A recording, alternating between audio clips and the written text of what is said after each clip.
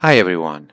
In this video we try to answer to a recurring question we received from the user who tried to open an AutoCAD 2D DWG drawing in Fusion 360.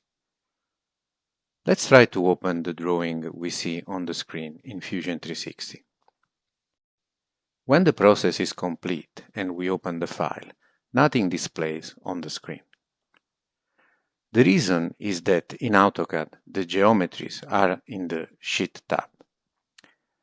For getting the geometries in Fusion 360 when we open the DWG file, in AutoCAD they must be in the Model tab. So, if you have AutoCAD, using the command export layout, you can create a new DWG where the geometries are in the Model tab. If you don't have AutoCAD and you have received the DWG from an external collaborator, ask him to provide you the DWG where the geometries are in the Model tab, following the same steps.